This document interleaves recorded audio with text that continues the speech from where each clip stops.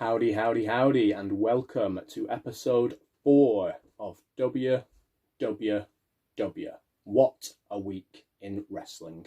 News, reviews, a little bit of fancy wrestling league action, and a collector's corner feature out there for all you figure and merchandise enthusiasts.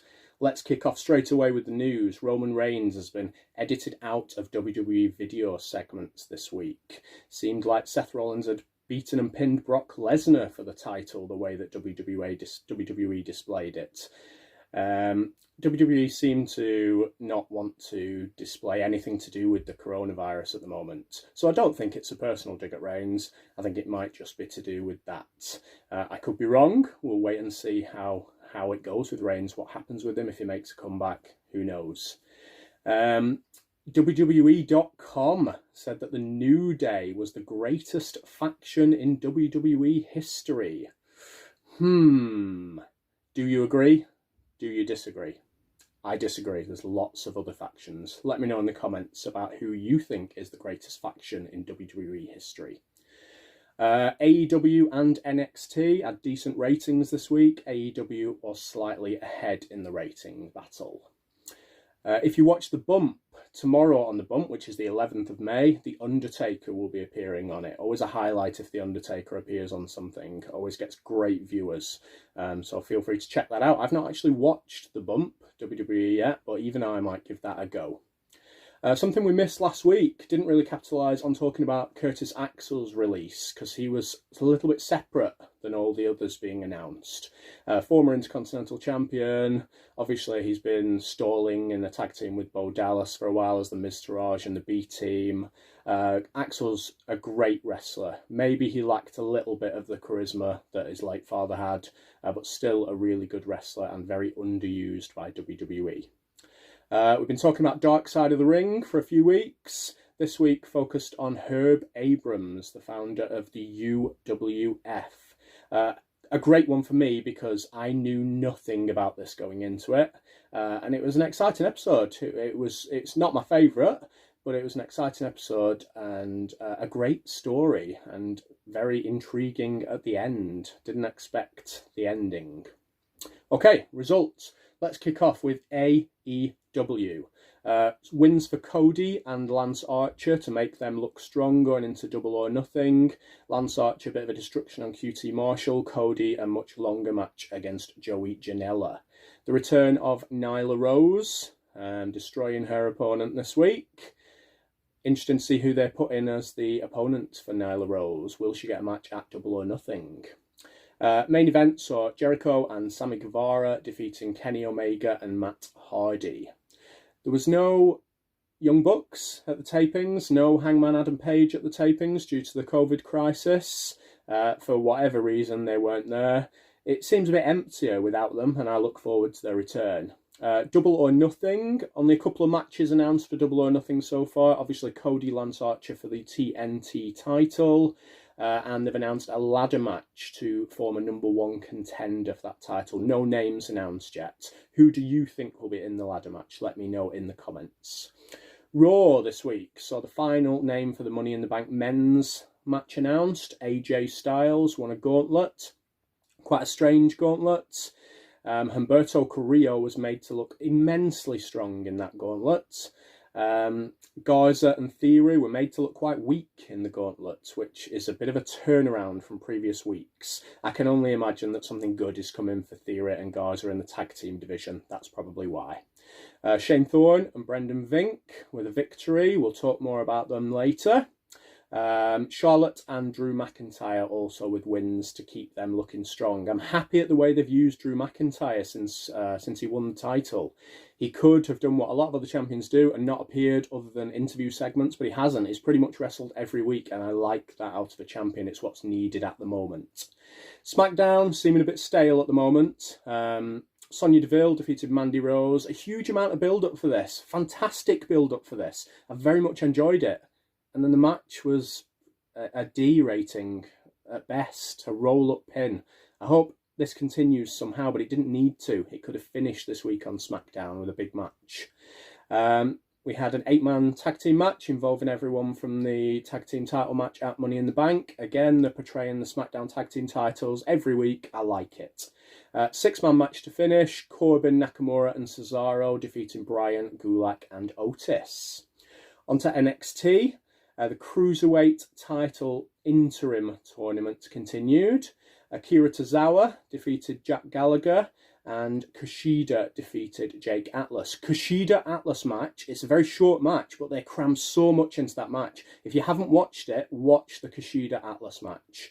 Tozawa Gallagher, I don't really understand what they're doing with Tozawa, because 1 minute he's getting squashed on Raw, the next minute he's picking up a really good win in the Cruiserweight interim title tournament. They need to make up their mind.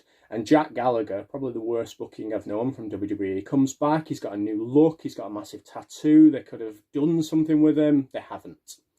Cameron Grimes picking up a victory to set up a little bit of a melee with Finn Balor at the end. Save Finn Balor having a match, but still make Balor look strong. Balor looks great in NXT. I don't know how he looks so much better than on the main roster to me, but he does. Adam Cole retaining his title against Velveteen Dream at the end. But the big moment in NXT this week was the hugely impressive debut of Karrion Kross and Scarlett. Yes, it looked like a bit of an overdubbed 80s horror movie, but it was different. It was brilliant. I really enjoyed it. And I kind of got those goosebump feelings, which I haven't had for a long time in WWE. I hope it goes somewhere. An interesting side point to that match, his opponent, Leon Ruff, and the referee from that match are actually boyfriend-girlfriend in real life, so she got to enjoy him being absolutely destroyed in that match and pinning his shoulders to the mat. Must have been a great moment for her, and him. Okay, Money in the Bank, that leads us to. WWE have announced a couple more matches since we spoke about it last week. The kickoff show, Jeff Hardy versus Cesaro. Very lazy booking, in my opinion. You can just imagine that meeting. Oh, didn't Cesaro once know Sheamus? Let's put him in the match. It's just lazy. R-Truth versus MVP has been announced. I can only assume this is going to lead to MVP's stable that's been rumoured coming to fruition. You've got Shane Thorne and Brendan Vink, who we discussed winning on Raw earlier, and there's been rumours of Apollo Crews maybe joining that. You would hope, because it's on the main show, that there's a reason for it to be on. It's not just a time filler. The Hacker should be appearing, or Hackers, who knows, based on the rumours. There's lots of rumours about that one, so I'll let you make up your own mind about that. The SmackDown Tag Team title match, Fatal 4-Way, Bayley and Tamina, Braun Strowman and Wyatt, and Drew McIntyre Rollins. Did a little bit of a poll with my Fantasy Wrestling League members, so just to run through that, what people are kind of thinking for the men's Money in the Bank ladder match. 0 people thought Rey Mysterio would win. 3 for Otis, 4 for Daniel Bryan, 8 for Baron Corbin, 32 for AJ Styles, and 36 for Aleister Black. So a bit of this. Is it going to be Black? Is it going to be AJ? Will it be someone else? Who knows? The women's 6-person ladder match was a little bit stronger in favour of Shayna Baszler. 41 of the 80-odd members who commented thought that Baszler would win that match. 16 for Lacey Evans, Nia Jax 13, Asuka 9, Dana Brooke 3, and a big fat 0 for Carmella.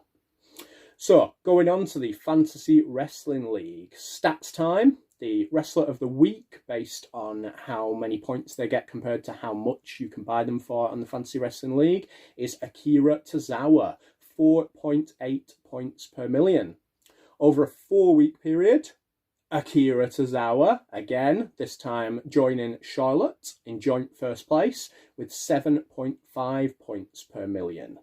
And the Wrestlers of the Year so far in AEW, very appropriately, Cody and Lance Archer share joint first spot with 2.37 points per million, and Aleister Black still leads the men's WWE, well, the overall WWE, with 10.84 points per million.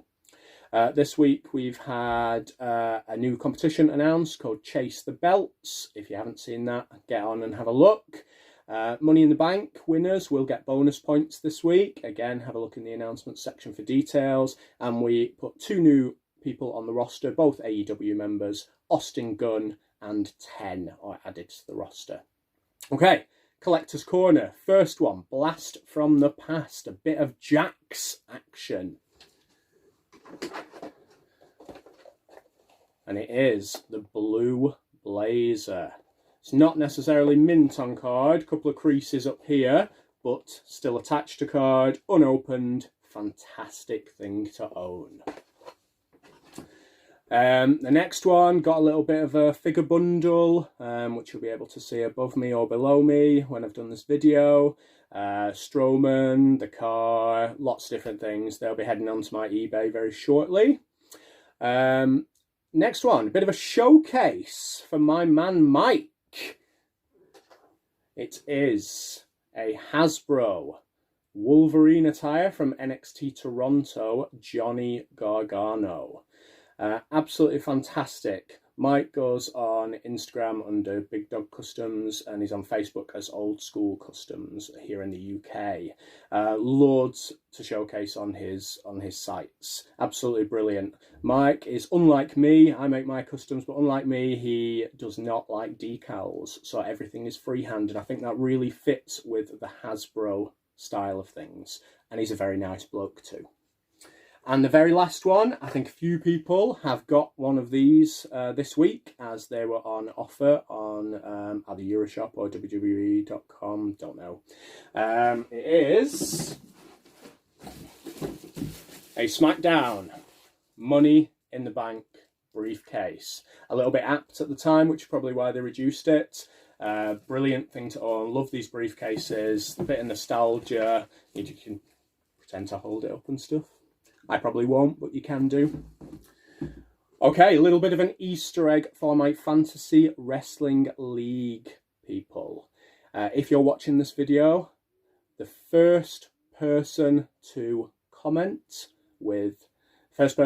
message me directly with WWW